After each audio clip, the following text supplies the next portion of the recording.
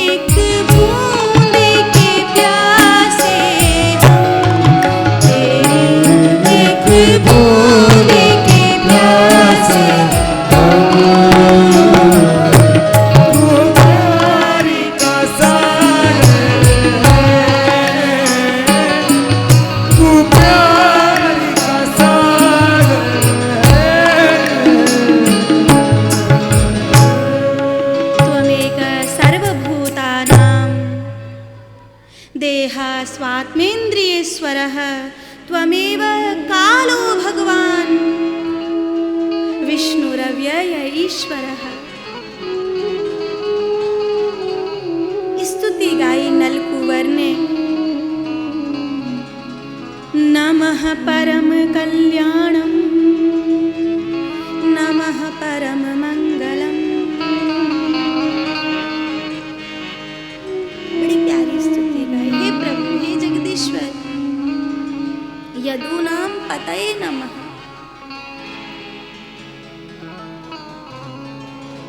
हम बुरे में बुरे थे, बुरे ना होते तो हमें नारद जी का श्राप क्यों मिलता? हम तो श्रापित थे, लेकिन आप करुणा के ऐसे अथाह भंडार हो, आप करुणा के ऐसे रूप हो कि आपने हम बुरे से बुरे को भी तार दिया। श्री सुखदेव भगवान कहते हैं, परीक्षित, नंद जी ने अब निश्चय कर लिया कि अब यहाँ नहीं रहना, अब हम दूसरे गांव चले जाएंगे। तब उपनंद जी ने जो गांव बताया उसका नाम है वृंदावन। वनम वृंदावनम नाम पशुव्यम नवकाननम गोप गोपी गवाम सेव्यम पुण्यादि तृणविरुधम। चलो हम वृंदावन चले जाएंगे। सब वृंदावन के लिए तैयार हुए। यहाँ इनका घर है, यहाँ सब कुछ है इनके पास, लेकिन ये सब कुछ छोड़ दिया इन्होंने और चल पड़े वृंदावन के लिए। आप सब भी वृंदावन चल रहे हो? कौन कौन चल रहा है? अरे वाह, तो बोलो राधे राधे। कंजूसी से ना बोलो, और जोर से बोलो। अरे वाह,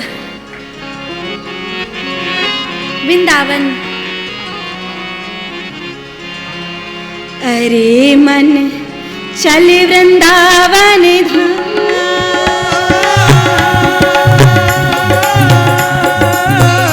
मन चल वृंदावन धाम, रटेंगे राधे राधे नाम, मिलेंगे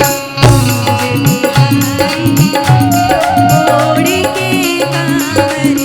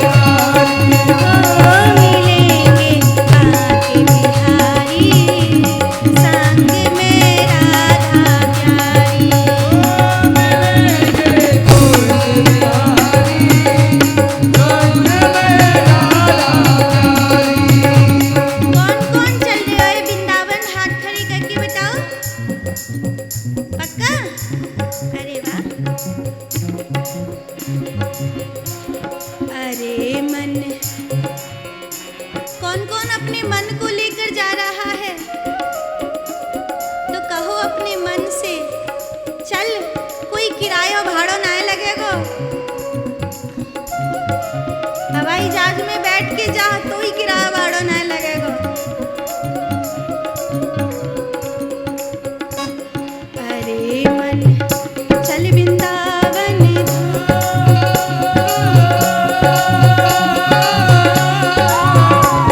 अरे मन चल वृंदावन रटेंगे राधे राधे नाम मिलेंगे, मोड़ के कांवर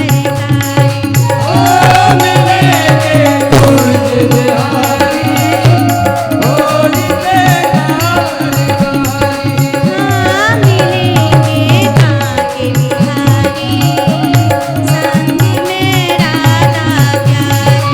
हाँ मिलेंगे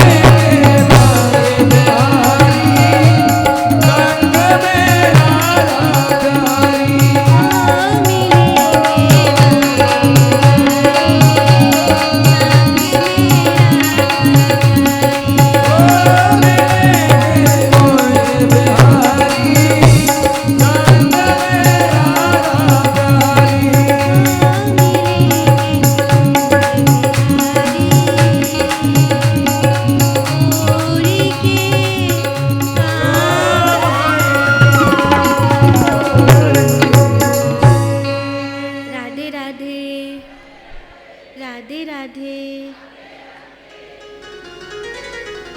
भोजन तो करके आए होगे ना? तई नारायण आवाज छो ना निकल रही फिर। राधे राधे। कोई चिंता सता रही है ना? राधे राधे। कोई चिंता सता रही का? एक बार का भयो, एक मारवाड़ी डब्बू जी हते।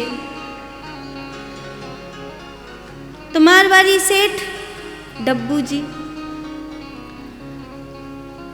उनकी एक बड़ी बढ़िया दुकान हती, खूब चोखी चलती उनकी दुकान। 3 बेटाएं, 3 उनकी शादी बड़ी धूमधाम से करी उनने। फिर डब्बू जी बूढ़े है गए। तो डब्बू जी जब बूढ़े है गए तो उन्हें बीमार भाई एक दिन तो अस्पताल ले जाया गया। तो डॉक्टर ने जवाब दे दिया कि अब तो डब्बू जी बचेंगे नहीं, आखिरी दिन है, जिसको बुलाना चाहो बुला लो। नाते रिश्तेदारी सब इकट्ठी कर ली गई। सुबेरे सुबेरे करीब 11-12 बज रहे होंगे, डब्बू जी को होश आया। पत्नी बगल में बैठी थी। भगवान, फलानी जगह चेक बुक रखी है, मैंने वहां में सिग्नेचर कर दिए हैं, तू चिंता मत कर जो। और देख, मेरी खाट के ठीक ऊपर जो मलरिया लटकी है ना, वहां में मैंने कछु सोने की चीज बनवा के धर दी है, उन्हें उतार लीजो। ऐसे डब्बू जी ने अपना सब्र घड़ो धवो धन बतायो। भगवान, छोरा कहाँ है? आपके सिराने खड़ो है, पूरा परिवार आपके पास आ गया है। डब्बू जी थोड़ी लंबी सांस लेने लगे। ओ बीच वारो। तो पत्नी बोली, आपके हाथ की जोरे ही खड़ो है, आप चिंता मत करो। डब्बू जी की सांस थोड़ी और उखड़ने लगी तो बोले, और वो सबसे छोटा नालायक वो कहाँ गया? तो पत्नी बोली, कह तो रही पूरा परिवार आपकी जोर है, आप चिंता मत करो, यहीं तो खड़ो है आपके पामन के पास। डब्बू जी जल्दी ते बिस्तर ते उठे। भगवान, मेरी चप्पल कहाँ है? पत्नी बोली, कहाँ जा रहे हो? डब्बू जी बोले, तीनों की तीनों नालायक यहाँ है तो दुकान पे को गए है? अरे अभी तो मैं जिंदा हूं, मेरे जिंदा रहते नालायकन ने दुकान बंद कर दी, दुकान खोल भी जा रहा हूं। पत्नी ने कर्म ठोक लिया।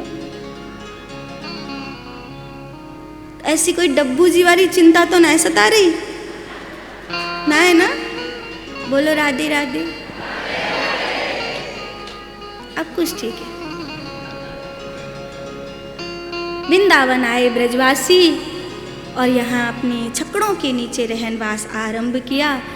देखो, ब्रजवासियों को साधन नहीं चाहिए, इन्हें साधना चाहिए। इन्हें भोग नहीं चाहिए, इन्हें भगवान चाहिए। घर में एक ही चीज आएगी, जहाँ काम तहाँ राम नहीं, जहाँ राम नहीं काम। या तो भोग ही आएंगे या तो भगवान ही आएंगे। अब तुम्हारे ऊपर है, तुम भोगों को बुलाना चाहते हो कि भगवान को बुलाना चाहते हो। भगवान को बुलाना चाहते हो तो साधन प्रिय नहीं होनी चाहिए, साधना प्रिय होनी चाहिए। दुख में रहते ब्रजवासी पर कृष्ण के साथ हैं। अपनी गैयाओं की व्यवस्था करने लगे, घास फूस आदि। तुलसी का बहुत विशाल वन है, साधु संत विचरण करते रहते हैं। वृंदावनम गोवर्धनम यमुना पुलिलानी चाह, यमुना का किनारा है। बहुत आनंद, प्राकृतिक बहुत आनंद है। कन्हैया ने के बाबा मैं गैया चरावे जाऊं, तो बोले लाला तू छोटो है, तो ऐसा कर बछड़ा चरावे चलो जाए कर। तो छोटे छोटे बछड़ा बछिया जितने हते सो सब ग्वाल बाल कन्हैया के संग भेज दिए। इधर कंस को पता चल गया कि मेरा काल कृष्ण वृंदावन पहुंच गया है, तो कंस ने अपनी सैनिकों को, अपनी राक्षसों को भेजा। वो जब आए ना, बकासुर इंसानों को खा जाता था। ब्रजवासी बहुत दुखी रहते थे। जहां कहीं दूर से भी सुन लेते थे कि बकासुर निकल के जा रहा है, कांप जाते थे, पता नहीं कब किसको खा जाएगा। आज इसका पाला भगवान कृष्ण से पड़ा है। वो तो आई है अपने भक्तों की रक्षा के लिए। ठाकुर जी ने बकासुर का उद्धार किया। बकासुर ये बगुले के रूप में आया है। बगुले को पाखंड का प्रतीक माना जाता है। जो लोग पाखंड का आचरण करेंगे, भगवान उन्हें मिटा देंगे। भगवान को पाखंड का आचरण करने वाले लोग अच्छे नहीं लगते। भगवान को नकल नहीं अच्छी लगती, भगवान को असल अच्छी लगती है। जैसे हो वैसे उसके द्वारे पर जा सकते हैं हम। जैसे माँ के आगे बच्चे को कोई शर्म नहीं होती, ऐसे ही चाहे जितने भी बुरे से बुरे हम हैं, भगवान के आगे कोई शर्म नहीं, हम जा सकते हैं। भगवान के आगे कोई दिखावा करने की जरूरत नहीं। जैसा हूँ वैसा की वैसा ही तेरा हूँ। और वही भगवान के द्वारे जा सकता है जो वैसा की वैसा जाने की हिम्मत रखता है, जैसा वो है। पाखंड लेकर नहीं, बनावट लेकर के नहीं, सीधी सच्चाई के साथ। क्योंकि पाखंड लेकर गए तो क्या ऐसा है कि भगवान हमें यहाँ नहीं देख रहे हैं? भगवान हमें यहाँ भी देख रहे हैं। एक राजा ने ब्राह्मण से कहा था कि ब्राह्मण देवता आप तो बड़े ज्ञानी हो, बताओ भगवान कहाँ रहते हैं? जहाँ रहते हैं वहाँ से दिखते क्यों नहीं हैं? बताओ भगवान किस दिशा में मुख करके बैठे हैं और भगवान क्या करते हैं? 3 बातें पूछी थी। ब्राह्मण ने कहा महाराज कल उत्तर दूंगा। पूरी सभा भीड़ इकट्ठी हुई, इन तीनों प्रश्नों के उत्तर मिलेंगे। प्रश्न बड़े महत्वपूर्ण हैं। पहला प्रश्न है भगवान कहाँ रहते हैं? जहाँ रहते वहाँ से दिखते क्यों नहीं है? दूसरा प्रश्न है भगवान किस दिशा में मुख करके बैठे हैं? तीसरा प्रश्न है भगवान क्या करते हैं? उदाहरण के सहित उत्तर देना है। उस ब्राह्मण की एक छोटी सी कन्या है। वो बोली पिताजी इन प्रश्नों के उत्तर तो मैं ही दे सकती हूँ। तो ब्राह्मण ने कहा बेटी तू क्या बात कर रही है? बोले हाँ बाबा आप जाके कह दो राजा से कि इन प्रश्नों के उत्तर तो मेरी बेटी ही दे सकती है। सभा बैठी, भीड़ इकट्ठी थी और उस समय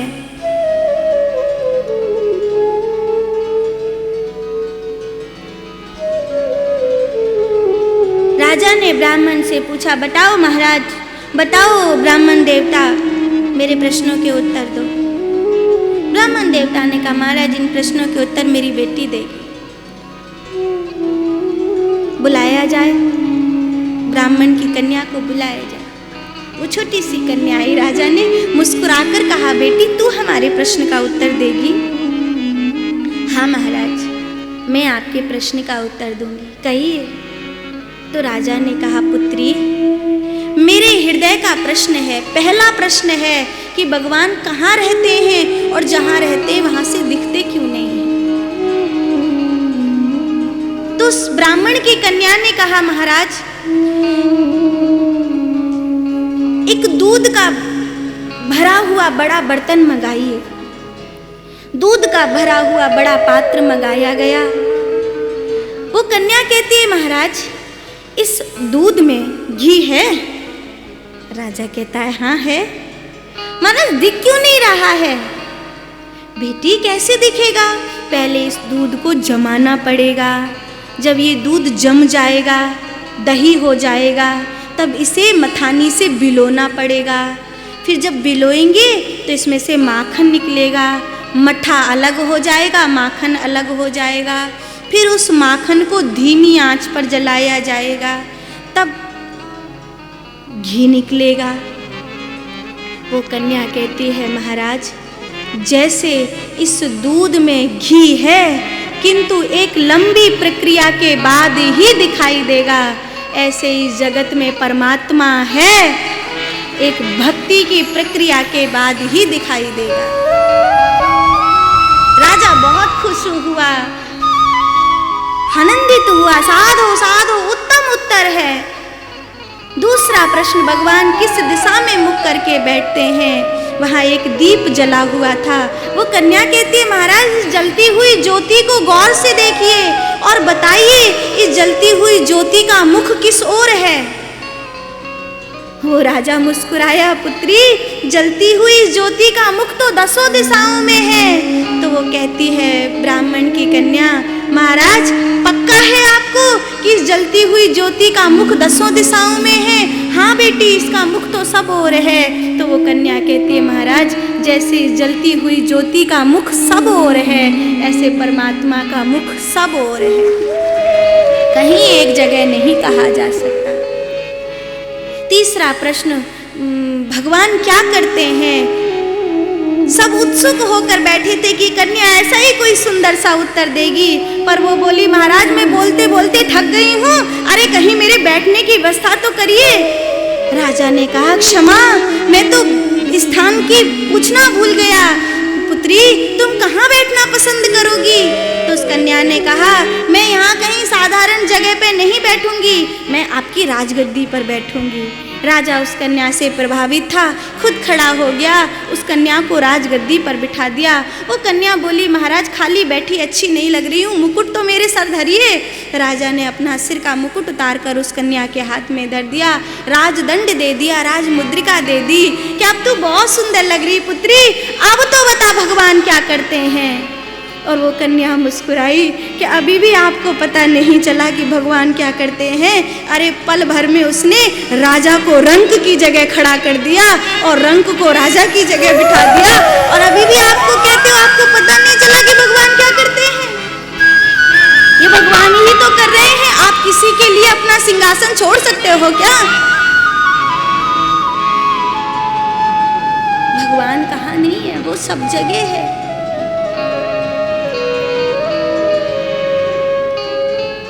पाखंड लेकर जाने की जरूरत क्या है भगवान के पास?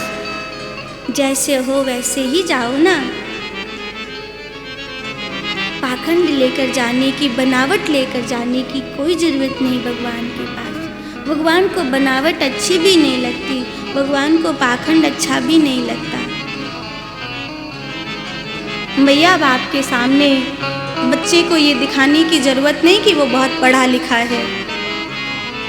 मैया के सामने तो बच्चे बच्चे ही बने रहें तो अच्छा है।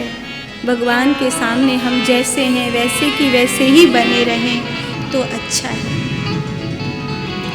मेरे प्रभु ने तालवन में रहने वाले धेनुकासुर का उद्धार किया। वो गधा देखो तो हमारे ब्रज में फूल पैदा हुए, हमारे ब्रज में फल पैदा हुए, पर ये नालायक गधा ये सब फल फूल सड़ जाते हैं पर ब्रजवासी को लेने नहीं देता।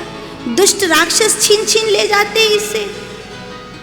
शुभदेव भगवान ने इसे गधा कहा है। वो आदमी गधे जैसा है, गधे जैसा मतलब उसकी बुद्धि मंद है, जो इस धारणा को, कौन सी धारणा कि न खाए न खाने दे। कुछ लोग होते हैं घर में पड़ी पड़ी चीज सड़ जाएगी पर क्या मजा ले किसी को दे दे। अरे जो चीज तुम्हारे काम की नहीं रही वो किसी और के काम आ सकती है। तुम्हारा पेट भर गया, अब उसे बर्बाद करने से क्या फायदा। अब किसी और के मुंह पड़ने दो चीज को, बांटो। तुम्हारा कपड़ा तुम्हारी अलमारी में पड़ा पड़ा पड़ा पड़ा पड़ा पड़ा बेचारा बीमार हो गया, तुम उसे कभी पहनते नहीं। जब तुम उसे नहीं पहनते तो किसी को दो, किसी गरीब के काम आएगा। किसी गरीब के लिए वो खुशियां बन जाएगा। धेनुकासुर को गधा कहा। गधा गधा क्यों कहा? ये प्रवृत्ति है। प्रवृत्ति ऐसी कि चीज सड़ जाए पर दूं ना किसी को। ये प्रवृत्ति उठा उठा के धर लूं। लोग हर चीज उठा उठा के धर रहे हैं, हर चीज उठा उठा के धर रहे हैं। जो कभी काम नहीं आएगी उस कूड़े को भी छत पे डाल देते हैं। खाली बोतल अब जब कभी काम नहीं आएगी उस खाली शीशी को भी टांड पे पटक देते हैं। इतनी लोगों की लोभ की जो प्रवृत्ति है, इतनी जो जकड़न है कि पुरानी साइकिल का 25 बरस पुराना टायर छत पे पड़ा है। अरे अब फेंको उसे, अब वो काम नहीं काम आएगा। ये गधे जैसी प्रवृत्ति है। धेनुकासुर को गधा कहा इसलिए सुखदेव जी ने, मेरे प्रभु ने धेनुकासुर का अंत किया, अर्थात उस वृत्ति का अंत किया जो जमा पूंजी वाली है। साधक के लिए चाहिए कि जितनी जरूरत है उतना अपने पास रखे और बाकी बांटे। ये साधक की जरूरत है। जितनी जरूरत हो उतना रखो, बाकी बांटो, किसी और के काम आने दो। जरूरत से ज्यादा जो लोग इकट्ठा करते हैं वो उन चीजों में बंध जाते हैं और मरने के बाद भूत बनकर उन्हीं चीजों के आसपास घूमते हैं। अगर मरकर भूत नहीं बनना है तो इस वृत्ति को त्याग दो, जो ये संकलन करने वाली, बहुत अधिक इकट्ठा करने वाली वृत्ति है। जो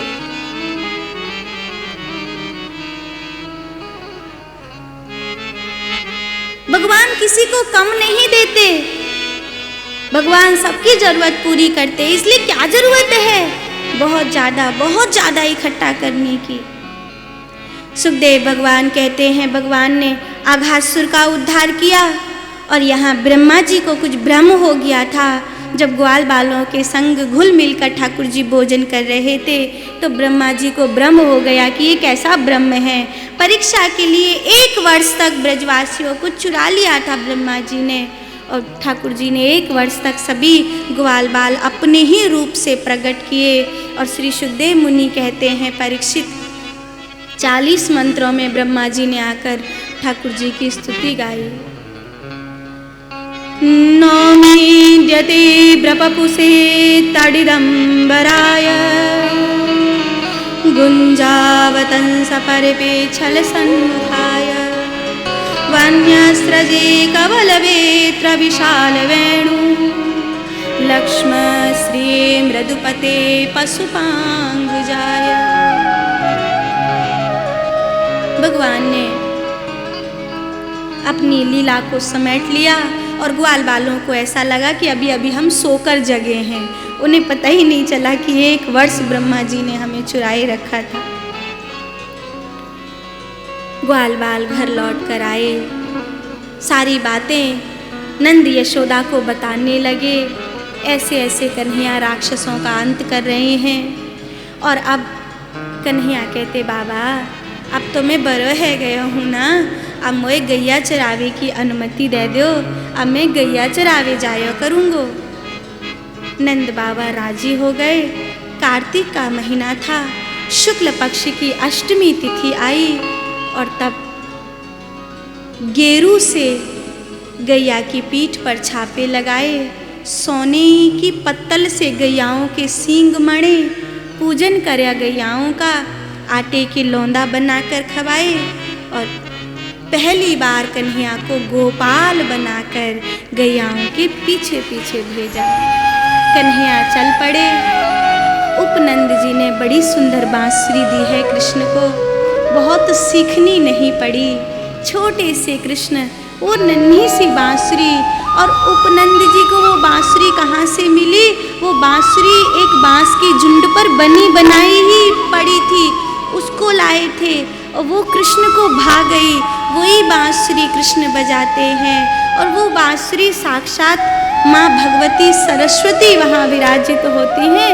तो इतनी सुंदर बजती है कि जब कन्हैया गैयाओं के पीछे जाते हैं तो कभी कभी तो गैयाएँ दूर दूर जाना भूलकर कृष्ण के पास, अपना चारा खाना भूलकर कृष्ण के पास उन्हें घेर कर बैठ जाती हैं। वो तो कृष्ण से इतना प्रेम करती हैं कि कृष्ण को बुलाने के लिए उन्हें हाँकना नहीं पड़ता, आवाज़ नहीं लगानी पड़ती ग्वाल बालों की। कृष्ण की बांसुरी ही काफ़ी है और सारी गैया अपने आप इकट्ठी हो जाती हैं। बहुत प्यारा कन्हैया का गौचारण का चरित्र हुआ। और जब मेरे प्रभु गैया चराने के लिए जाने लगे तब एक क्रांति का समय आया। बचपन से देख रहा हूँ कि हमारे यहाँ के दूध दही को मथुरा के राक्षस लूट ले जाते हैं और हम लोग कुछ भी नहीं कहते। बाबा, आप इन्हें मना क्यों नहीं करते हो? बेटा, थोड़े से दूध के सहारे ही सही, कम से कम चैन से जिंदगी तो चल रही है। हम इनसे लड़ तो सकते नहीं। अब तू बता बेटा, कंस से लड़ने में कहाँ जाऊँगा? ठीक है, चलने दे। लेकिन कृष्ण ने ये स्वीकार नहीं किया। भगवान कृष्ण को ये अच्छा नहीं लगा कि मेरे ग्वाले कभी कभी भूखे सो जाते हैं और दूध सारा मथुरा राक्षसियों के पास पहुंचा दिया जाता है।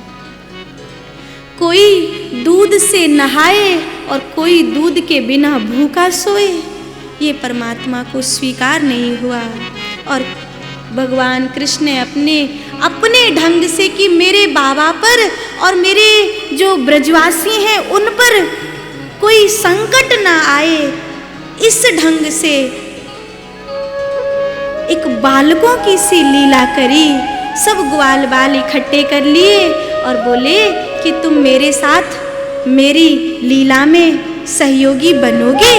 ग्वाल बाल बोले, हाँ, जो तुम कहोगे हम तो वही करेंगे। तो कन्हैया ने कहा ठीक है, फिर एक मंडल बनाओ। मंडल बना, अध्यक्ष कौन होगा? तो मनसुखा बोलो वो तो कन्हैया ही होएगा। तो कन्हैया को अध्यक्ष बना दिया। पर लाला जी मंडल हमारो करेगो कहा? बोले मटकी फोड़ो और माखन खाओ। चलो अब घर घर चलो, असुर लोग आए हमारे घर का दूध दही लूटने के लिए, उससे पहले हम उस दूध दही से अपना पेट भर लें। चलो, बाल गोपाल चौर्य प्रचार मंडल इकट्ठा हो गया और गोपी बहुत आनंदित, पूरा ब्रज आनंदित। ताजी माखन, सद माखन भर भर मटकिया में छींके पर लटका देती हैं। सुंदर सुंदर मटकी को सजाती हैं कि कृष्ण आएंगे, भोग लगाएंगे। आनंदित तो होती हैं, इंतजार करती हैं कि आज हमारी गली कृष्ण आ जाएं। आओ हम भी कन्हैया के साथ इस ब्रज लीला में जाएं।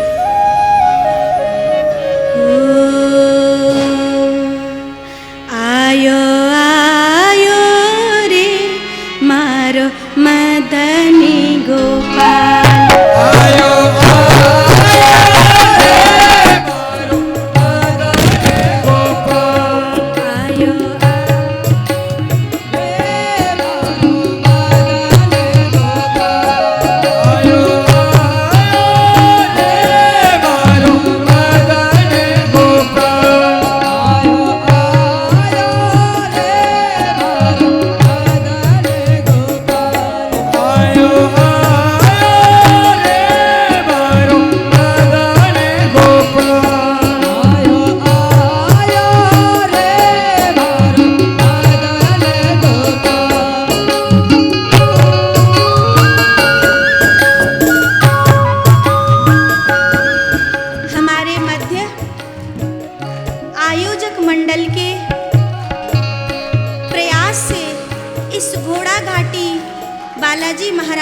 सानिध्य में चल रही भागवत कथा के अंतर्गत श्रीमती सूर्यकांता व्यास जो सुरसागर से विधायक हैं, वो हमारे मध्य पधारी हैं।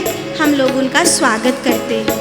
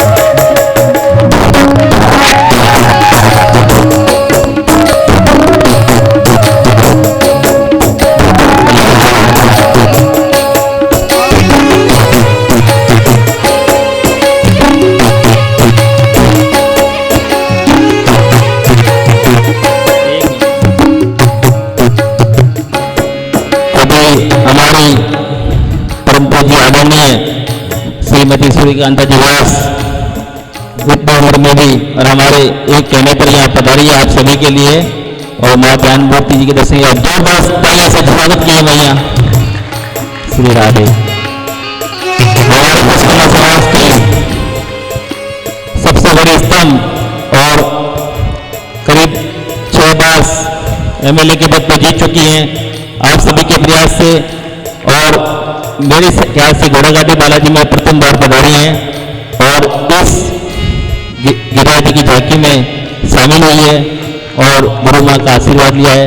अब हम घोड़ाघाटी बालाजी की तरफ से और बालसमंद निवासी की तरफ से जी जी का स्वागत करेंगे, और स्वागत की कड़ी में मैं श्री हुक्म सिंह जी जो हमारे यहाँ बालसमंद विकास समिति के अध्यक्ष है, उनसे निवेदन करता हूँ कि वो स्टेज पर पहुंचे।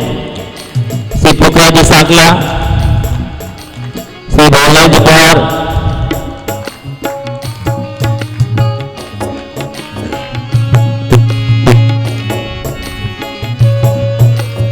जी जैसे निवेदन करूंगा हमारे बीच गौसेवक के गौपालक श्री वेदांत जी महाराज भी पधारे, उनका भी सवाल उठा करके स्वागत करें। आपके गौशाला में लगभग 2,500 गायें हैं, गौ सेवा करते हैं और कथा के श्रवण के लिए पधारे हैं बाड़मेर से।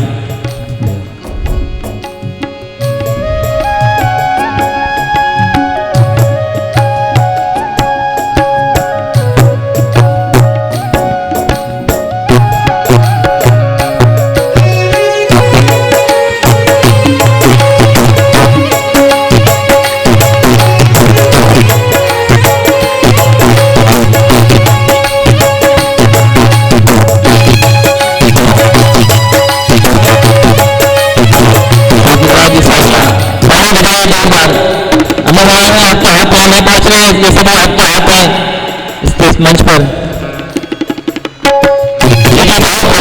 घनश्याम जी की और शाम के दर्शन यहाँ पर गिरिराज जी के दर्शन हो रहे हैं। श्री हुक्म सिंह जी के माला पहना के स्वागत करेंगे। श्री गौरलाल जी पवार,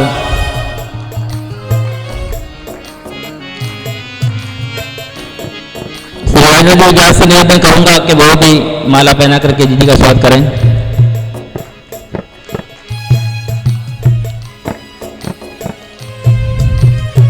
बिहार जिलाध्यक्ष भाजपा युवा मोर्चा के सुरेंद्र सिंह जी दोनों से निवेदन करूंगा वो भी माला पहना के स्वागत करें।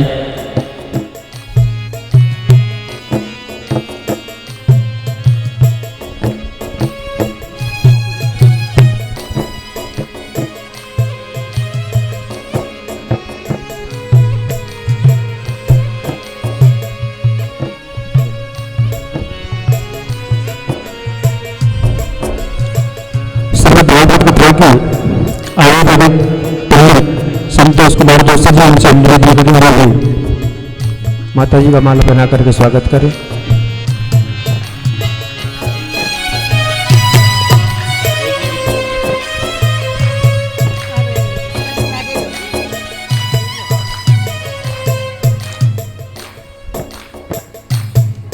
परमादरणीय व्यासपीठ पे बैठे हुए महाराज को मैं प्रणाम करती हूँ और यहाँ सभी भक्तजन। और सबसे बड़ी बात है, जहाँ कहीं भी मैं खत्म में जाऊँ पुरुषों से ज़्यादा महिलाएं अधिक रहती है। ये महिलाओं का बड़ा बोलबाला है। महिला कभी न सुबह उठ करके गाय कुत्ते को रोटी दिए बगैर तुलसी सींचे स्नान करे सारा करने के बाद, तब भी पुरुष कम आते हैं और ये महिलाओं के ऊपर ही सारा चल रहा है। मैं आज के शुभ अवसर पर ज़्यादा बात नहीं करूंगी क्योंकि मैं खुद भी 5 मिनट महाराज के प्रवचन सुनना चाहूँगी, मगर मैं आपके यहाँ के सभी लोगों को बधाई दे रही हूँ। जो मैंने ये सड़क शुरू करवाई उसके अंदर आप मोहल्ले वालों का बहुत अच्छा सहयोग रहा, इसलिए वास्तव के अंदर आप वास्तव में धर्म प्रेमी हैं और भगत हैं। इस तरीके से आप सहयोग करोगे जोधपुर के विकास के अंदर 4 चांद लग जाएंगे। क्यों मोहल्ले वाला अगर कोई काम करने में सहयोग नहीं देते तो कोई काम नहीं होता। आज पुरुषों से ज़्यादा देखो महिलाएं नजर आ रही है, बहुत बड़ी बात है। आप खुद कथावाचक है, वो खुद भी स्वयं महिला है और कितना सुंदर मैंने 2 मिनट सुना है, मेरे को बड़ा आनंद आया। महाराज मैं आपको बहुत प्रणाम करती हूँ और आपके प्रवचन ये महिलाएं सुन के कुछ न कुछ लेके जाएगी, दे के नहीं जाएंगी, ये पल्ले के अंदर लेके जाएगी और उसको ग्रहण करेंगी। जय श्री राम। बहुत बहुत धन्यवाद जी।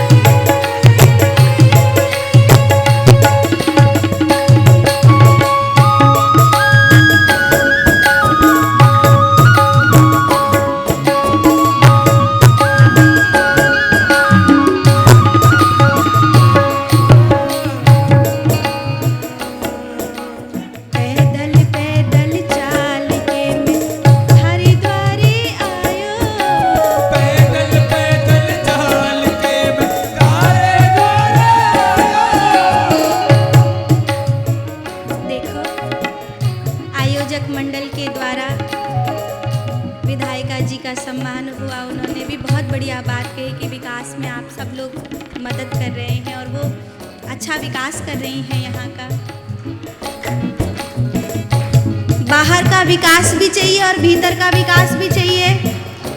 तो बाहर का विकास नेता लोग करें और भीतर का विकास हम साधु करें। नेता और साधु ये दोनों विकास कर रहे हैं और गौओं के प्यारे भगवान कृष्ण की कथा चल रही है और सौभाग्य से पुनः इतनी दूर से महाराज श्री हमारे बीच पधारे हैं, जो करीब 2-2.5 हजार गौओं की सेवा अपने जिम्मे करते हैं। बहुत बड़े गौ भक्त हैं ठाकुर जी को माखन मिश्री का भोग लगाने के लिए जा रहे हैं। वो माखन कहाँ से आता है? गऊओं से। गऊओं की रक्षा होगी तभी तो माखन मिलेगा, माखन मिलेगा तभी तो ठाकुर जी को भोग लगेगा। तो बाहर का विकास चाहिए कि सब ठीक ठीक रहे, और भीतर का विकास चाहिए कि जो ठीक ठीक रहे उस ठीक ठीक का भगवान को भोग लगा सके। तो दोनों विकास जरूरी है, और जो दोनों विकास के लिए सतत प्रयासरत रहते हैं वो भगवान के प्यारे होते। इसलिए ठाकुर जी के प्यारे बनकर, भगवान के प्यारे बनकर ताली बजाते हुए पैदल पैदल चाल के प्यारे घरे आयो, पैदल पैदल चाल के पैदल पैदल चाल के तारे घरे आयो, पैदल पैदल चाल के आओ भोग लगावन काना माखन मिश्री लायो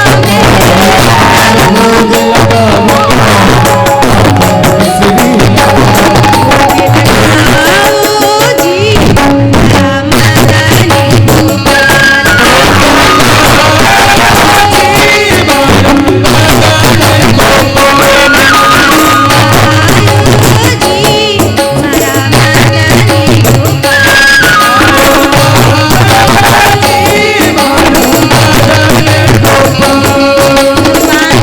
ब्रज की गलियों में लीला कर रहे हैं। हम भी झांकी के रूप में इस लीला का दर्शन कर रहे हैं। सुंदर सुंदर मटकियां लटक रही हैं। तो चले ब्रज मंडल में। कौन कौन चल रहा है? अरे वाह। सारो गोकुल गावे सारो बरसानो गावे नानो नानो सो छोटो छोटो सो कानूड़ा माखन मिश्री खावे छोटो छोटो सो कानूड़ा माखन मिश्री खावे रे। नानो नानो सो कानूड़ा माखन मिश्री खावे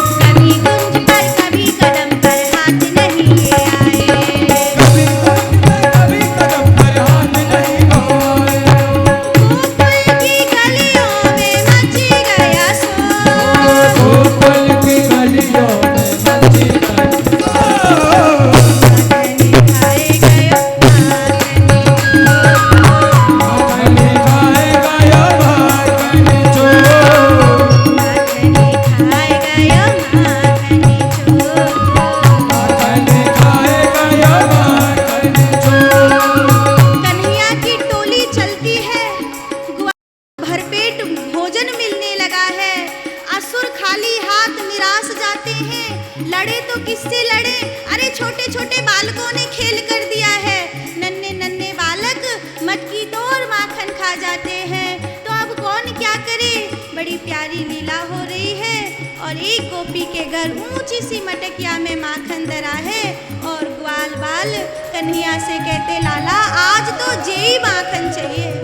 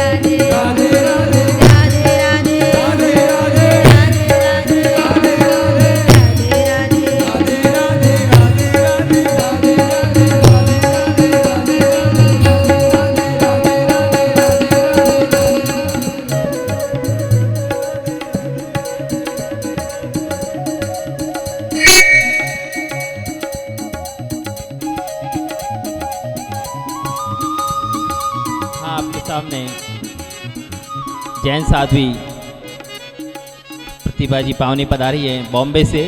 आप कृपया करके जोरदार का ताली से स्वागत करें। मैं इनसे निवेदन करूंगा महाराज जी को वो शॉल उड़ा करके उनका आदर सम्मान करें। राधे राधे राधे राधे राधे राधे राधे राधे राधे राधे राधे। आप सभी के प्रेम से देखो कितने दूर दूर से लोग पधार रहे हैं। पूरे विश्व में ये आपकी कथा चल रही है दिशा चैनल पे। बहुत बहुत धन्यवाद। आयोजक मंडल की ओर से और अपनी व्यासपीठ की ओर से साध्वी जी का स्वागत करते हैं। आप पधारे। बहुत बहुत राधे राधे राधे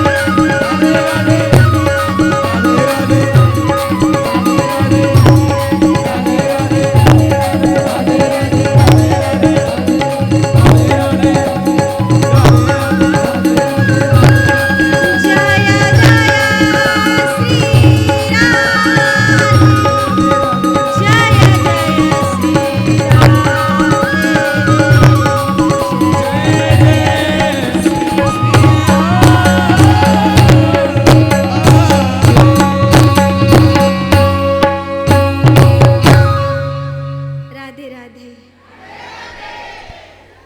बड़ी प्यारी ठाकुर जी की ये लीला। हमारा मन भी तो माखन है। प्रार्थना करो मेरे मन रूपी, मेरे हृदय रूपी पवित्र माखन को चुराने के लिए। ठाकुर जी कभी आओ, उसमें भक्ति की मिश्री मिली हुई है, उसमें प्रेम की मिठास भरी हुई है।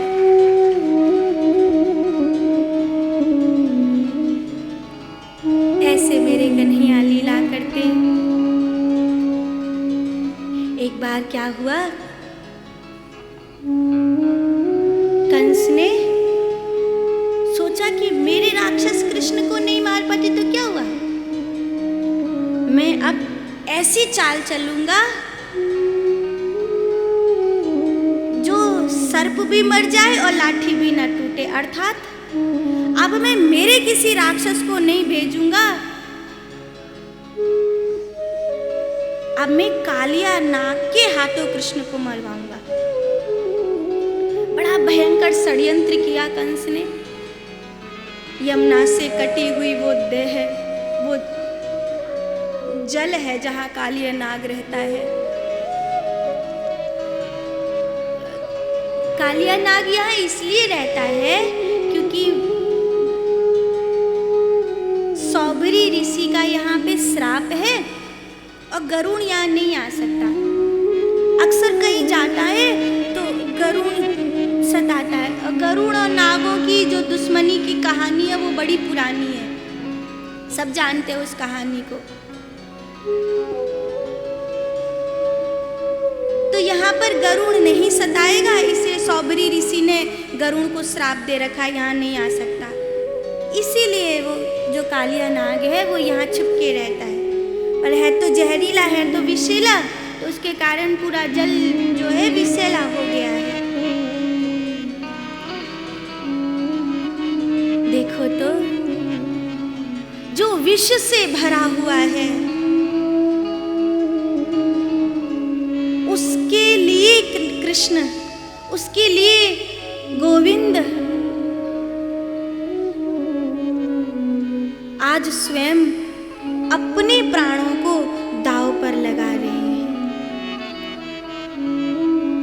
ऐसा बहुत बार होता है जब ये जीव भगवान तक नहीं जा पाता। तब भगवान उसके पास आते हैं। आपको करना क्या है? आप घर में जो भी काम करो, आप ठाकुर जी के नाम को मत भूलो। आप अपने काम को करते करते और राम को याद रखो। कीर्तन करते करते आप अपने घर के काम को करो।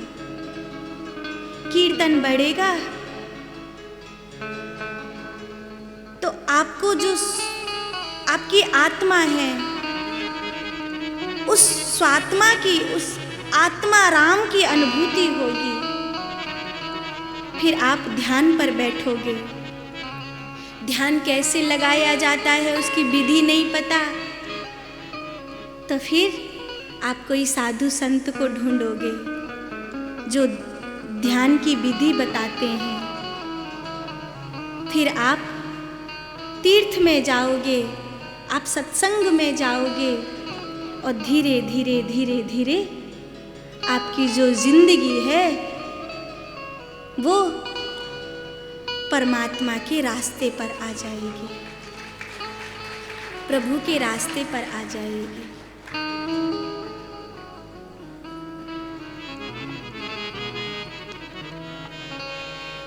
जाइए न तहाँ जहाँ संगति कुसंगति हो, कायर के संग सूर भागी है पे भागिए। फूलनी के संग बसे फूलनी की बास होते, कामिनी के संग काम जागी है पे जागी। घर बसे घर में वैराग्य कहाँ, माया मोह ममता में लागी है सो लागी है। काजरी की कोठरी में कैसो सयानो जाए, काजर को दाग भैया लागी है सो लागी है। काजर की कोठरी में कैसो सयानो जाए, कितनों बच के निकलो पर दाग तो लगी जावे। तो संसार तो बिगाड़ दे, इसलिए संसार हमें बिगाड़ नहीं पावे। जाके लिए जरूरी है कि तुम परमात्मा श्री कृष्ण से प्रेम करवे लगो, उनके प्रेम में इतने पग जाओ कि भोजन बनाऊं तो सबसे पहले ठाकुर जी को भोग लगाऊं, सुबेरे उठूं तो सबसे पहले मंदिर झांकूं, उठूं बैठूं सोऊं जागूं, हर घड़ी मेरा ध्यान अपने गोपाल की ओर हो। और गोपाल से मेरा मतलब ये मत समझना केवल लड्डू गोपाल की ही आप सेवा करो। आप देवी मैया को मानते हो, आप देवी मैया को उसी तरह मानो। आप राम जी को मानते हो, राम जी को उसी तरह मानो। आप जिसको मानते हो उसको मानो, क्योंकि कोई भेद है ही नहीं, है तो सब एक ही, कोई भेद है ही नहीं। ये तो मूर्ख लोग हैं जो लड़ते हैं कि हमारा भगवान बड़ो कि तुम्हारा भगवान छोटो। अरे दुनिया में लड़वे के मुद्दा जो कम है सो भगवान को मुद्दा लेके भी लड़वे लगे लोग। अरे कोई बात भेद की है ही नहीं। राम भी वही हैं, हनुमान भी वही हैं, शिव भी वही हैं, कृष्ण भी वही हैं, भगवती भी वही है। अब जिसको मानो पूरा पूरा मानो तो सही, और पूरा पूरा मानकर उसके नाम की कंठी धारण करके उसके नाम का तिलक लगाकर, जैसे सुहागन नारी बड़ी खुशी खुशी अपने मांग में सिंदूर भर लेती है ना, वो सुहागन है, उसे पता है ये मेरे पति का नाम है। ऐसे ही भगत खुशी खुशी ठाकुर जी के नाम का तिलक लगा लेता है। कोई तिलक समझ में नहीं आए तो जो तुम्हारे गुरुजी लगाते हैं वही तिलक लगाओ, और कुछ नहीं हो तो सुबह सुबह थोड़ा सा स्नान करके चंदन घिसो और उसमें से पहले ठाकुर जी को लगाओ और उसके बाद फिर अपने लगा लो। तो माथे पे तिलक जरूर लगाओ, उसके नाम का तिलक लगाओ, उसके नाम की कंठी पहनो, उसके नाम की माला जपो। तो धीरे धीरे धीरे धीरे रास्ता परमात्मा की ओर बढ़ जाएगा। कर्म जो है वो कर्म नहीं रहेगा, वो कर्म जो है कर्म योग बन जाएगा, वो कर्म धर्म बन जाएगा। उठते बैठते खाते पीते सोते आसान नहीं है, कठिन तो है, बहुत कठिन है। ये डगर ही कठिनता से भरी हुई है, बहुत कठिन है, आसान तो नहीं। लोग क्या कहेंगे, सोने की चैन छोड़कर और ये 10 पैसे की तुलसी पहन ली है, काय को बाबा जी आ रहे हो का? लोग चिढ़ाएंगे।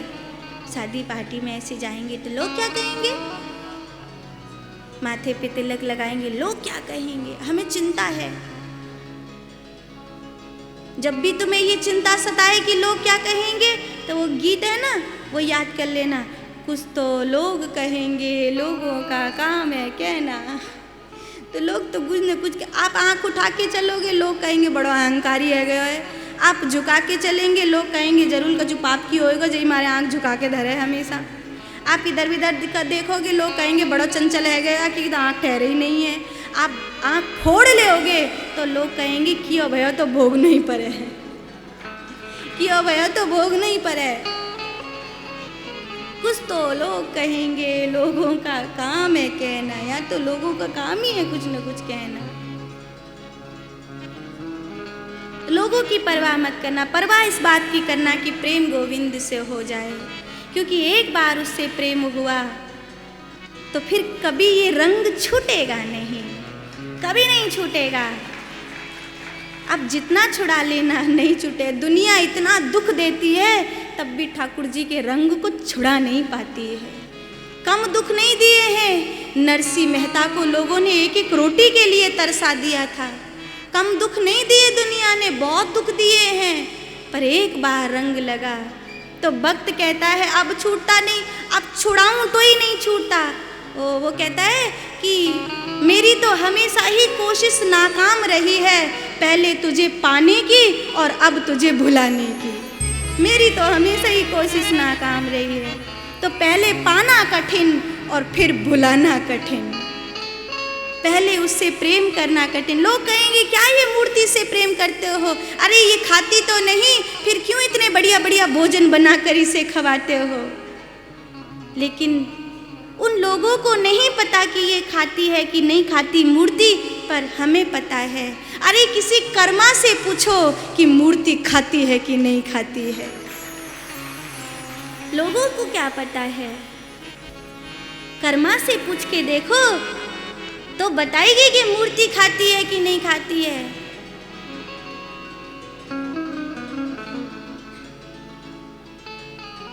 मेरे कन्हैया ने वो विष से भरा हुआ था कालिया नाग, वो नहीं आ सकता कृष्ण के पास। लीला करी, कंस ने खबर भेजी है वो जो काली दह है उसमें नीले रंग के कमल के पुष्प खिले हुए हैं, वो हमें चाहिए। अब स्वाभाविक है जो फूल लेने जाएगा वो मर जाएगा। नंद बाबा को कृष्ण तो जाने नहीं देंगे किसी शर्त पे, तो कृष्ण ही कूदेंगे। और कंदु क्रीड़ा करते हुए भगवान कृष्ण ऐसी लीला करी कि श्री दामा की जो गेंद हती वो फेंक दई वहाँ में काली दह में, और श्री दामा लड़ पड़ो कि तने मेरी गेंद काई को फेंक दई। और लड़ाई बालकन की सी लड़ाई इतनी भर गई, बात तो छोटी सी हती, पर वो तने मेरी गेंद फेंक दी, तू अपने आप को बड़ा साहूकार समझे, तेरे बाप के घर ज़्यादा गैया हैं, हमारे घर कम गैया हैं, जा मारे तू बड़ा अकड़ो अकड़ो घूमे, मोए तो मेरी वही गेंद चाहिए। और सुनावे लगो श्री दामा। तो कन्हैया बोले कि ठहर भाई ठहर, मैं तेरी गेंद लेके आऊँ। और कदम्ब वृक्ष पर चढ़कर काली दह में छलांग लगा दी। कालिया नाग से यहाँ भगवान का युद्ध हुआ। नाग पत्नियों ने भगवान की स्तुति गाई। नान्यो हि दंडो कृतकिल्बिषेऽस्मिन् स्थावतार खलनिग्रहाय रिपोसुतानामपि तुल्यधस्ते दमं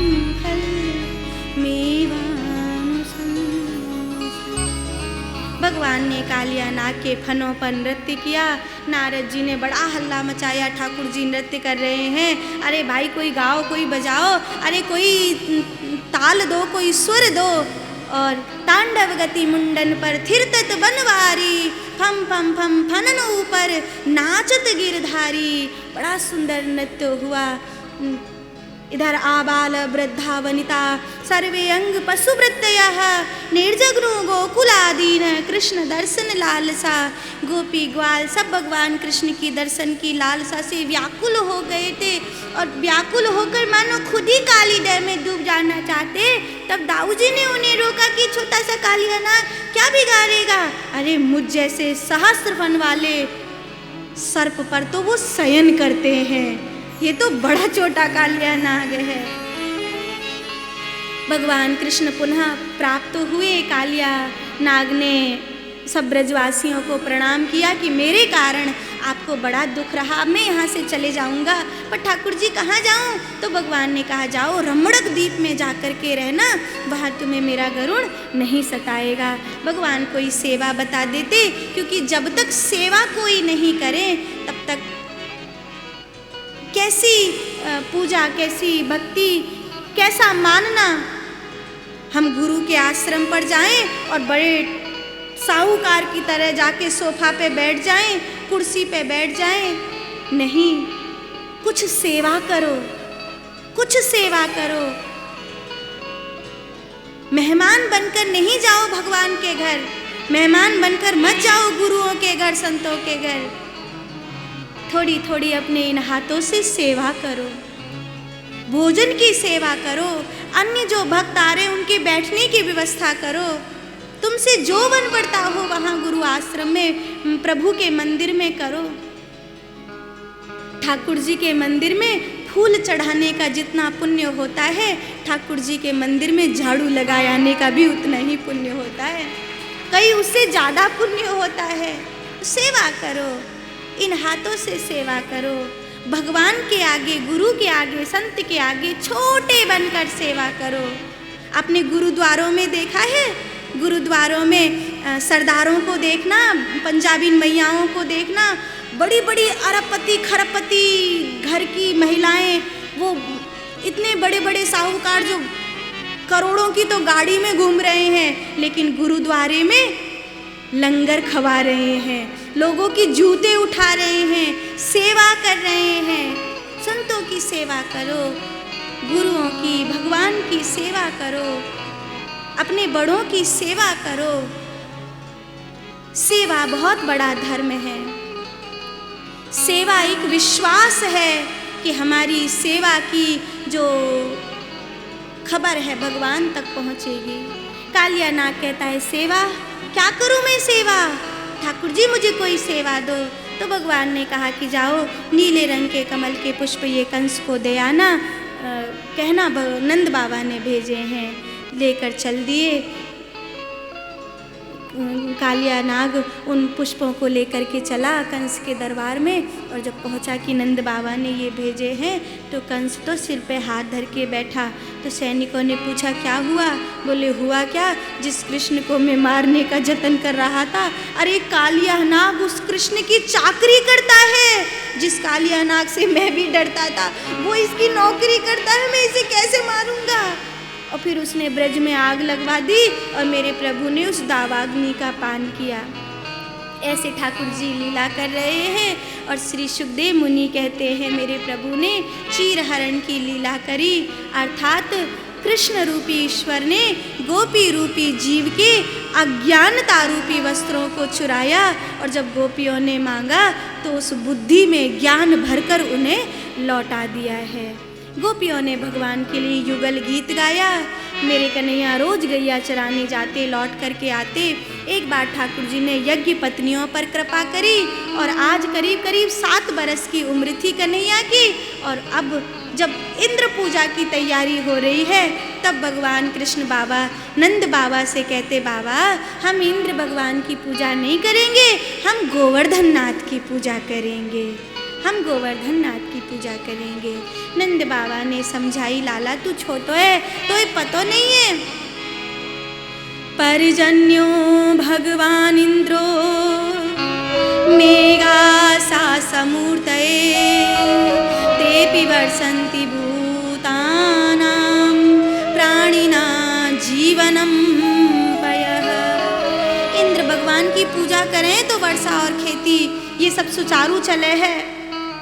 हमारी गैयन को पालन पोषण हो। तो भगवान कृष्ण बोले बाबा ना वयम कृषि करतारो वाणिज्य जीवन होना चाह। बाबा हम व्यापारी तो नहीं है, हमारे पास कोई फैक्ट्रियाँ नहीं लगी है। बाबा हम तो गौपालक हैं, हम तो सेवक हैं, हम तो गैयाओं के सेवक हैं। तो बाबा हमें उनकी पूजा करनी चाहिए जो हमारी गैयन की रखवाली करते हों।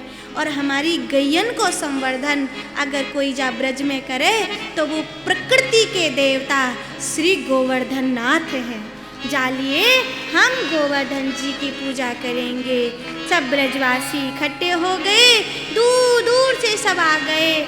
सांडिल्य मुनि और इधर सब गोपी इकट्ठी हो गई। मैया यशोदा अभी इंद्र पूजा के लिए पुआ पकौड़ी सब बनाई रही थी कि पतो परी गोवर्धन पूजा के ताई जानो है तो तैयारी का करनी है। तो गोविंद बोले मैया 56 भोग बना ले, 56 भोग चढ़ाएंगे गिरिराज जी को। लाला तो ये 56 भोग पसंद है तो का तेरे भगवान हुए 56 भोग पसंद है? हाँ मैया मेरे ठाकुर जी को 56 भोग पसंद हैं। तो चलो गोवर्धन। तो कन्वा का तेरे भगवान हमारी टूटी फूटी सेवा से प्रसन्न है जाएंगे?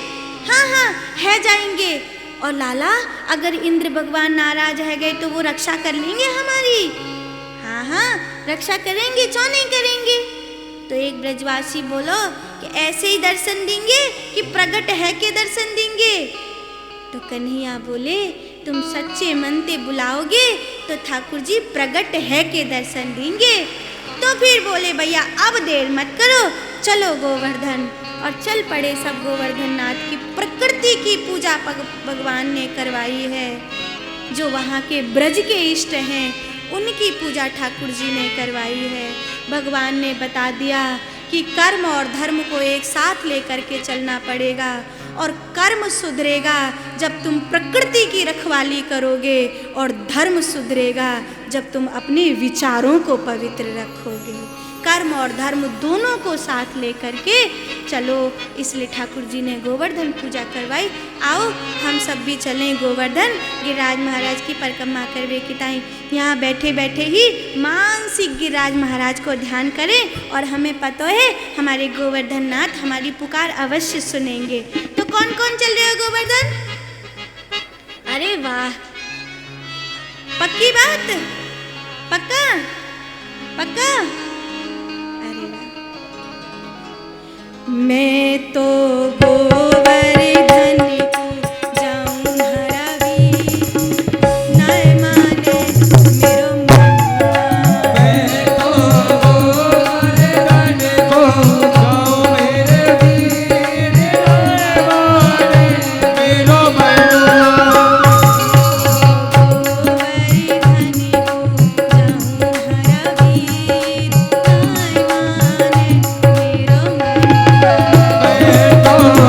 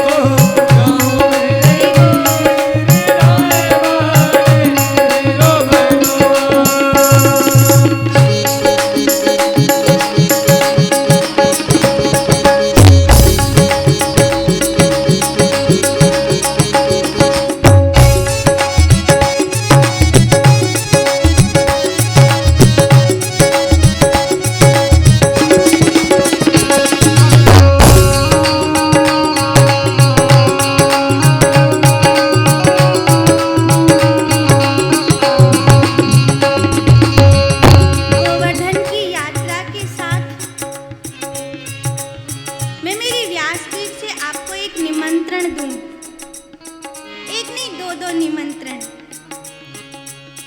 सबसे पहला वृंदावन का निमंत्रण, 1 जुलाई से लेकर 8 जुलाई तक भगवान के प्यारे प्यारे भक्तों की कथा हम लोग वृंदावन में कर रहे हैं, भक्तमाल कथा के रूप में।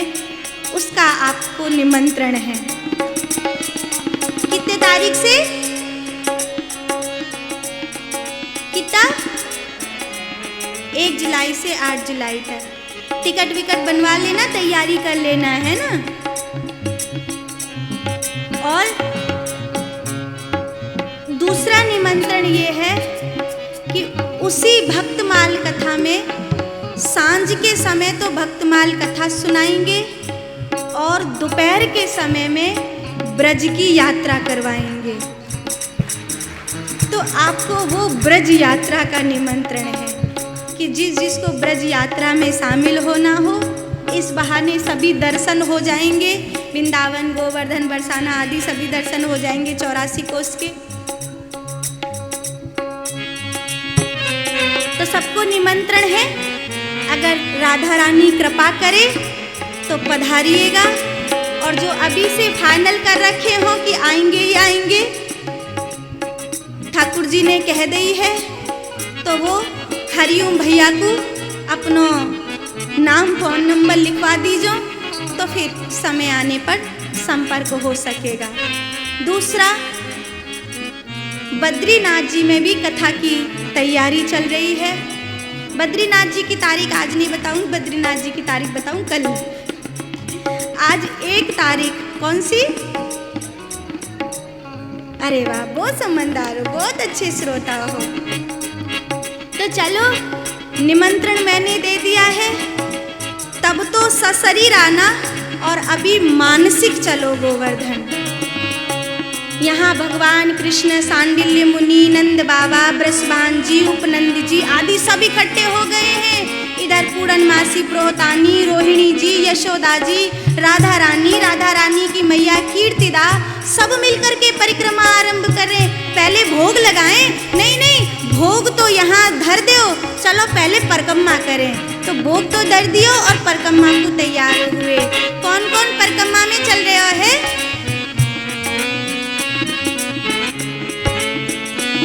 छटा तेरी दीन लोक के न्यारी, गोवर्धन महाराज।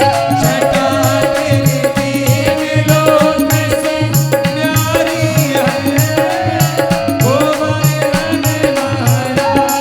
छटा तेरी दीन लोक के न्यारी है, गोवर्धन महाराज।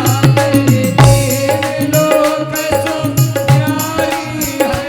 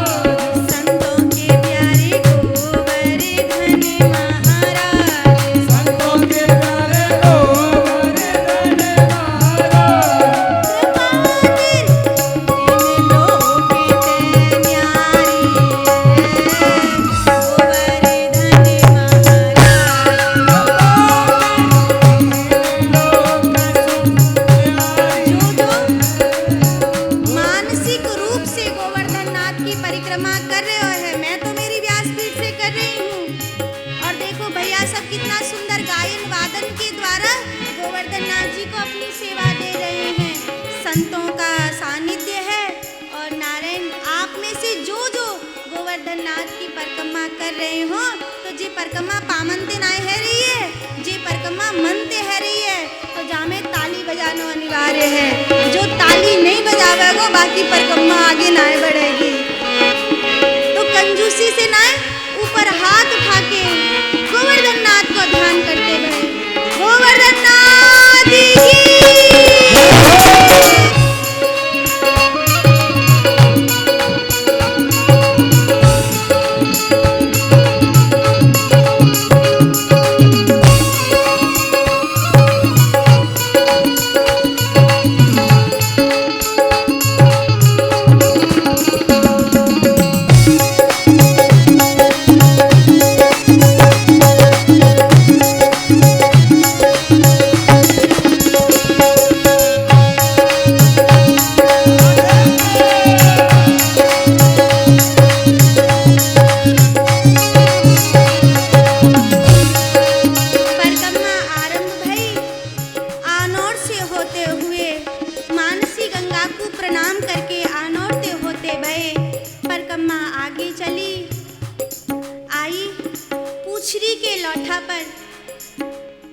ब्रजवासी कहते या भगवान कृष्ण ही बैठे थे और गोपी एक दूसरे से कह रही थी पूछ रही जी लौथा कौन है, पूछ रही जी लौथा कौन है।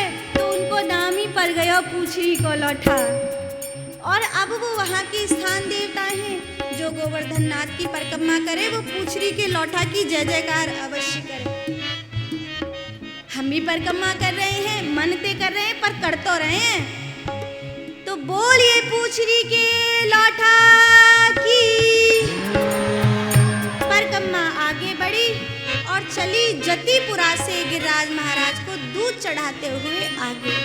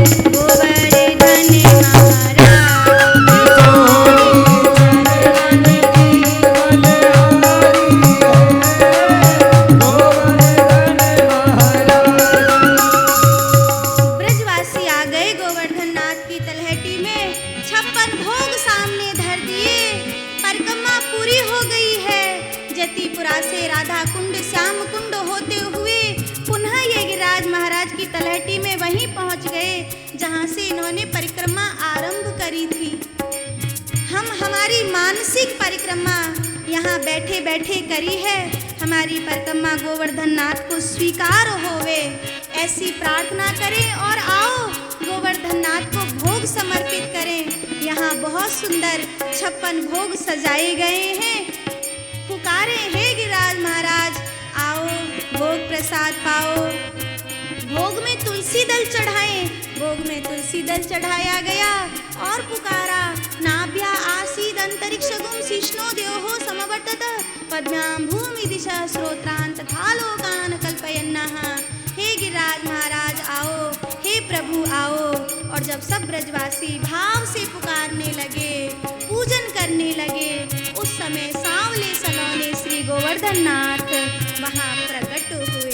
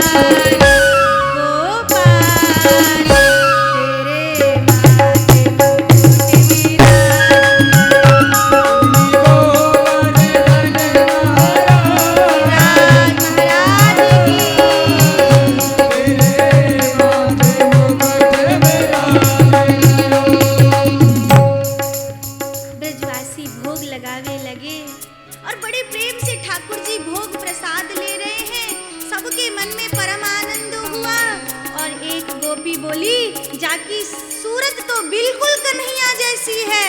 अरे ऐसा लगे कि वही जाकर के खड़ा है गयो है वहाँ भगवान बनकर, आप ही पूजे आप पूजावे। तेरे माथे बेड़ा रोरी, तेरे माथे बेड़ा रोरी, तेरे माथे बेड़ा रोरी, तेरे माथे बेड़ा रोरी को, कोई पे हीरा लाल गोपाल, तेरे माथे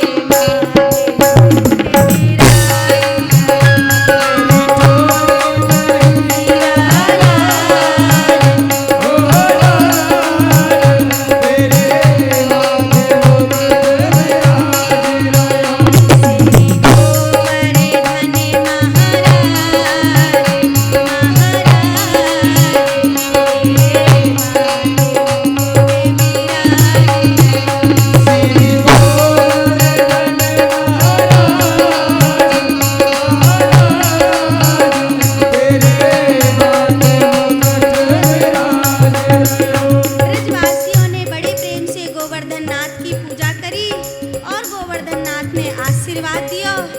आज भैया हम ब्रजवासियों को गोवर्धन नाथ के पास ही रहने दो, कल देखेंगे कि इंद्र कहाँ करेगा। अब तो आज रात तो ठाकुर जी के पास ही रहने दो, इंद्र की बात कल सोचेंगे। और बोले